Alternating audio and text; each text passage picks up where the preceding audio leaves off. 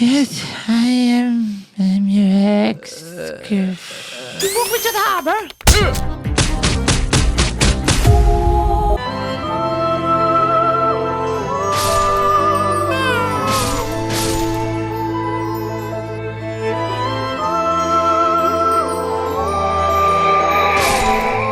This game.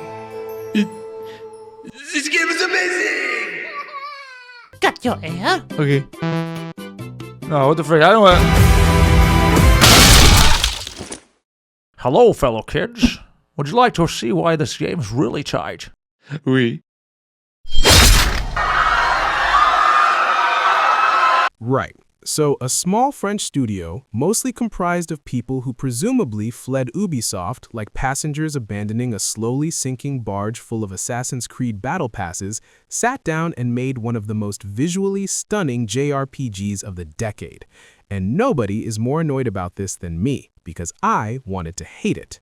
You always want to hate things. That's your brand. And yet, here we are, Princess. Here we are, talking about Clair Obscur Expedition 33, a game that, if it were a person, I would absolutely invite to my dinner party, and then feel deeply inferior next to for the rest of the evening. If this game were a person, I'd already have married it and had an entire football team's worth of children with it, so I think we're past dinner parties.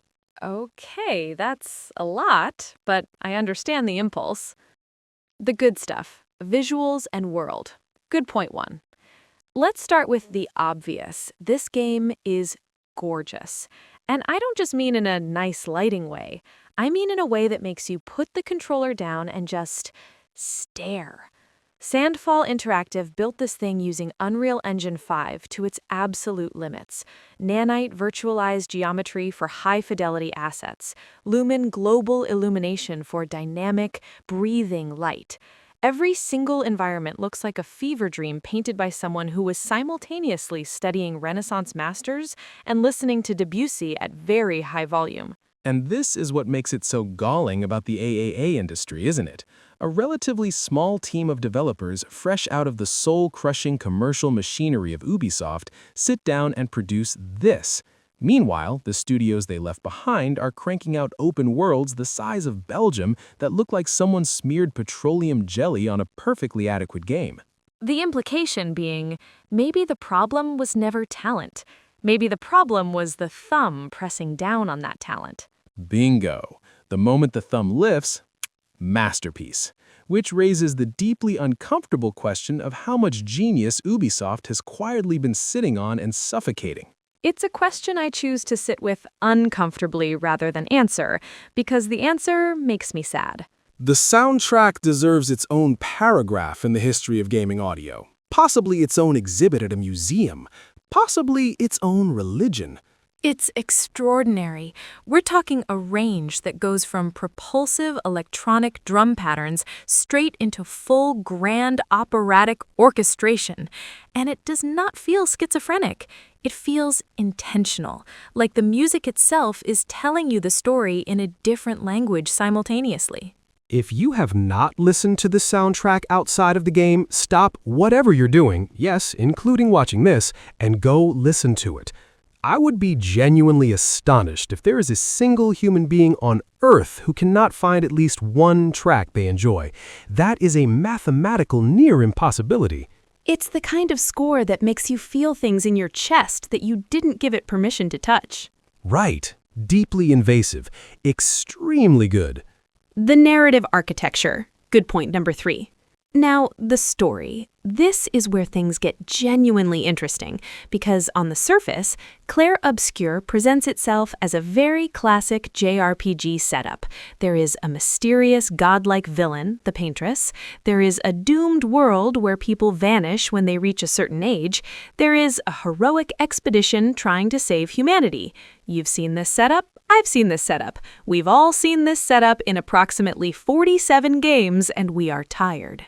And then the game slowly, quietly, patiently dismantles every single piece of that structure until you're standing in the narrative rubble going, oh, that's what this was about. By Act 3, you realize the world of Lumiere is a painted canvas. The expedition is a cycle inside the painting. Many of the characters the player has grown to love are creations born not from any natural origin, but from grief. Specifically, from the grief of a mother who lost her son. The conflict, at its core, isn't about saving a world. It's about a family that cannot cope with loss.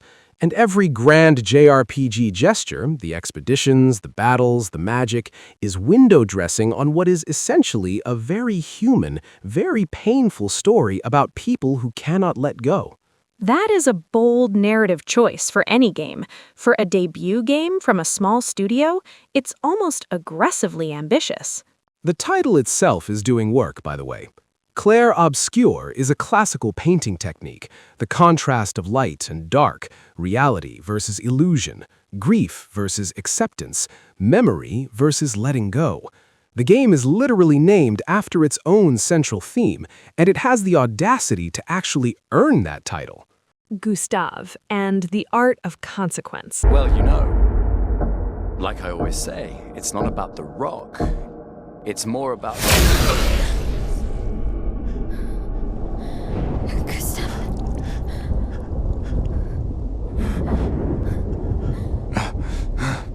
Good point number 4. Can we talk about Gustav dying in Act 1? Oh, we are absolutely talking about that.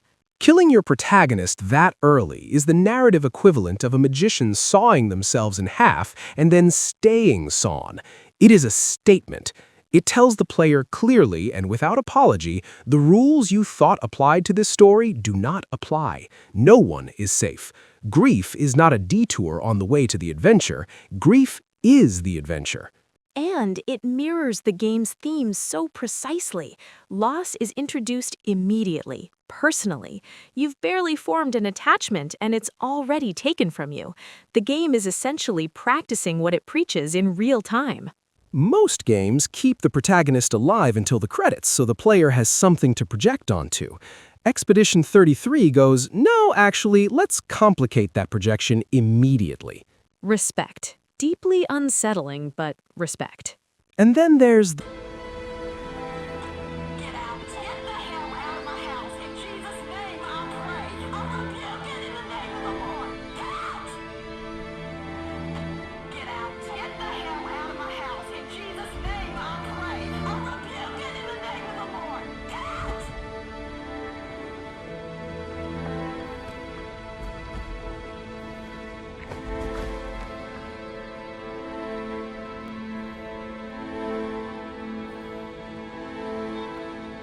Possessed.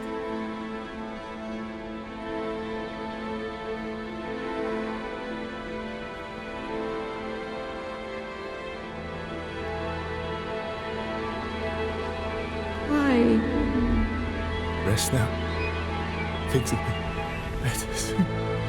the paintress, or rather, Aline. Ah, yes, the villain who is not a villain. She is not twirling a mustache. She is not cackling in a fortress. She is a grieving mother, mourning the death of her son, Verso, desperately clinging to the creation she built to preserve his memory. She is the most sympathetic antagonist I've encountered in recent JRPG memory, and fighting her feels genuinely horrible in the best possible way. The final phase where she begins healing the party, that moment is doing something morally extraordinary. It's the video game equivalent of that scene in Metal Gear Solid 3. Well, if you know, you know. And if you know, you probably needed to sit quietly for a bit afterward. Fighting her feels less like defeating evil and more like subduing someone in crisis, someone broken, acting out of fear and love and loss, and the game does not let you feel good about it. As it should not. The meh. Innovation or lack thereof. Which could be a brilliant structural irony, the gap between what these characters say they want and what they actually do. But the game never quite acknowledges that gap explicitly enough to make it feel intentional. So it ends up just feeling like a game about forward momentum that's standing very still. The most stationary sprint you'll ever witness. The bad stuff. The combat timing problem. Bad point number 1. And now, the bad. Or more specifically, the category of things the developers described as optional that are in absolutely no universe optional. Dodge and parry are optional. They said this with their mouths publicly. These are the most non-optional optional mechanics I have encountered in a game since someone told me the stealth section in a game was optional, and the non-stealth path involved being shot approximately 47 times before reaching the door. If you decide not to engage with the dodge and parry system, a level 50 enemy will use a level 99 party as biodegradable material. The math simply does not favor you. There's a specific timing issue here that I, a person who considers themselves quite competent at action games and action RPGs, could not reliably solve after 30+ hours. The audio supposedly provides cues. Sometimes, eyes closed, I nailed it. Most of the time, I did not nail it. And this is the design problem. All that preparation, the leveling, the picto assignments, the weapon upgrades, the careful strategic construction of a capable party becomes statistically irrelevant the moment the timing system defeats you. A level 99 party against a level 50 enemy can be reduced to paste by 2 missed parries. That is not balance. That is hubris wearing a system's design hat. Here is the critical structural failure, and I want to name it precisely. They have made a quick time event the single most powerful mechanic in a turn-based RPG, and then built the entire game's difficulty around it. The dodge and parry system, presented as a turn-based combat embellishment, is functionally a glorified QTE. Your character is locked in position. There is no spatial decision-making. There is no, where do I move? How do I position? What angle do I approach from? You stand there. An attack comes, you press a button at a specific moment. And if you optimize for that, if you just get good at the timing and build for maximum damage output, you can render virtually all other strategic considerations moot. What's the point of building a nuanced party composition when a well-timed parry makes your character impervious to damage? I ran into a mini-boss significantly above my level. Technically should have been impossible. Won on the third attempt almost exclusively through well-timed dodges. The elaborate strategic scaffolding of a turn-based RPG made redundant by reflexes. That's not satisfying. That's get good wearing a JRPG costume. And I would happily take a 5% chance dodge counter over this. At least that involves accepting risk rather than punishing imprecision. Boss battles and the endurance event. Bad point 3, boss battles in this game are a specific category of suffering I feel the need to document for posterity. Each one is an endurance event. Multi-part attacks, multi-part turns, screw-you mechanics that feel less like puzzle to solve and more like we ran out of ideas and added more phases instead. 18 attacks in a row, 3 times in sequence. 20 minutes of gently sanding down a health bar with attacks that feel approximately as impactful as tapping a skyscraper with a spoon. And when the failed message appears after a boss battle, the game ejects you back into a cutscene, which you can skip, fine, but the tone of it feels like the game is surprised you died, like it didn't intend for you to fail, which is a peculiar design signal to send during what's functionally a Souls-like encounter. Act 3 is where this becomes genuinely miserable for anyone not fully committed to the game's specific vision. The only tools left in the arsenal by that point are enormous health bars, multi-hit attacks, and the expectation that you have memorized every enemy tell. Dodge, parry, occasionally deliver what the game charitably calls a hit that removes approximately 3% of the boss's health, repeat for however long it takes. If that's your genre, genuinely great. The late game rewards it, and it's clearly built for those players. But as a turn-based RPG presenting itself to a broad audience, it is a jarring tonal mismatch. The Clair fight. We must discuss the Clair fight. Oh, God. Clair uses Nevrons to fight for her, so this encounter is, structurally, a memory test. A remember all the different attack patterns from a wide range of enemy types simultaneously test, dressed up as a boss battle. And she heals herself if you do not parry every single attack, which means the challenge isn't strategic, it's perceptual. Can you correctly identify in real time the precise timing window for each different enemy type currently performing its attack?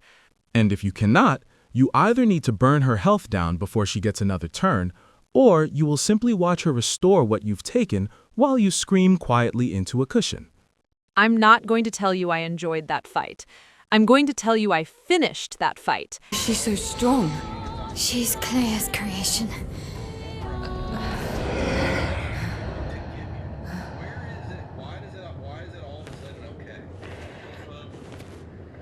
Claire.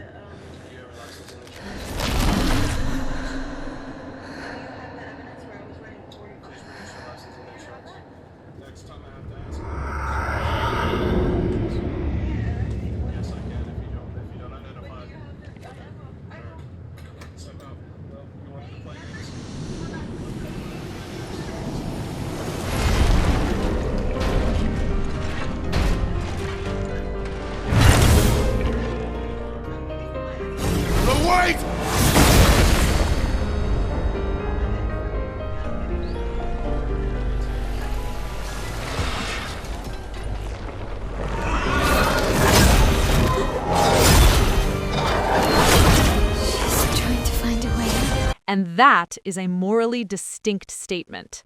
Completion and enjoyment, two separate metrics. The game occasionally conflates them. Camera, telegraphing, and the long wind-up. Bad point number 5. Final bad point, the camera and attack telegraphing are charitably imperfect. Some attacks have a wind-up long enough to drive to the shops, purchase a meal, return home, eat it, and still have time to wonder if this is the parry window or just the beginning of the wind-up. And then the attack resolves at a completely different speed, having successfully baited you into acting at the wrong moment. The lack of camera angle freedom compounds this. Certain attacks don't telegraph their phase clearly from the fixed angle you're given. You're reading the visual language of an attack from a perspective the game chose for you, and sometimes that perspective is not the one that makes the timing legible. Combined with the fact that your character is locked in position, no spatial agency, no approach angle, and you start to feel less like a strategic combatant and more like someone standing at a very expensive carnival game that's rigged. A turn-based RPG should feel like chess. This sometimes feels like a version of chess where the board randomly rotates and the pieces occasionally move when you're not looking. Okay, here's where we give the game its flowers back, because some of the hidden details in this game are genuinely extraordinary. The woman at the festival, the mysterious one, gray coat, pale hair, red lipstick, sitting quietly on a bench, the only NPC in the entire prologue with that specific character model. If you lower the music and raise the voice volume in settings, she's humming, a melody connected to the game's main musical theme, which suggests she was placed there deliberately, watching the canvas world from the inside before the story begins. Some players believe she's Eileen herself, the paintress, sitting quietly as she was meant to be, not this painted version that I am. My family, a facsimile of yours, and this world, a mirror, painted by your mother, the paintress, to stave off her grief. Seeing your expedition through would plunge us all into the abyss. For in ridding the world of the paintress, you'd lose the sole force standing against the one who would erase us, the one who invokes the flowers of the gommage. An act of love, for he does love her. Your father. On her monolith, she paints a warning for us all, of the few she can save as her power wanes. We all wish for our families to thrive. Your family, however, believes only one can survive. But perhaps you'll find another way. You who have lived amongst us, perhaps you differ from your father and your sister, as I differ from mine. Your mother paints life, whilst your father, death. Among the people she created. The developers hid the answer to the story's central mystery in the opening minutes of the game, in a detail so quiet you'd miss it completely unless you were looking. That's craft. The red and white petals everywhere in the prologue's Lumiere decorations are doing the same work. Red petals for life and creation and Renoir's influence. White petals for death and absence and Eileen's grief. The entire thematic conflict of the game encoded in festival decorations before you even know there's a conflict. And the little boy with the red balloon at the festival? Don't. I'm not ready. Who many believe represents the real Verso before the accident. I said I wasn't ready. Too late. We're both thinking about it now. Let's do the twists, because they deserve acknowledgement. The creature that upgrades your armor throughout the game is Renoir, your father, standing there, functionally in plain sight, helping you advance. I have a lot of feelings about this that I am not going to fully unpack here because we would be here for another 40 minutes. The ending choice, brother against sister, two possible outcomes for the fate of this painted world, is one of the more genuinely agonizing binary decisions in recent RPG memory. The game makes no effort to tell you which is correct, because there isn't a correct answer. That's the point. But the detail that undid me personally was Verso's soul fragment. The revelation that this entire world, the cities, the people, the friendships, the beauty, exists because a child's soul is suffering to sustain it. That is brutal storytelling. That is the kind of narrative detail that sits on your chest for a week. The game asks at the end, is a beautiful lie better than a painful truth? And it doesn't answer. It hands you a choice and steps back. Which is either profound thematic maturity or very elegant dodge. Possibly both. Probably both. So, final assessment. Clair Obscur Expedition 33 is a game that is occasionally, specifically, maddeningly flawed in its combat design and pacing. And it is also one of the most visually, musically, and narratively ambitious JRPGs I've played in years. It's a debut from a small studio that outperformed virtually every large studio operating in the same genre. The combat will frustrate people who didn't sign up for Souls-like timing. The pacing will lose players who need their middle acts to pull weight. The character development will disappoint anyone who wanted genuine arcs. And yet, I cannot fully dismiss it. I can catalog its problems with precision and then sit down and play another 3 hours, because the world is that beautiful, the story is that strange, and the music is that good. Sandfall Interactive made something that matters, something that has things to say and says them, imperfectly, with genuine conviction. In an industry full of products, this is a game. A complicated, occasionally exhausting, genuinely stunning game. give Sandfall Interactive whatever they need to make the next one. And maybe let them keep the camera this time. On that, we are absolutely agreed. Right. I'm going to go listen to the soundtrack and be sad about a child's soul for the rest of the evening. Same. Good night, everyone. Petals fall through painted skies, silent prayers in fading light, a world that blooms, a world that dies, in the shadow of the night.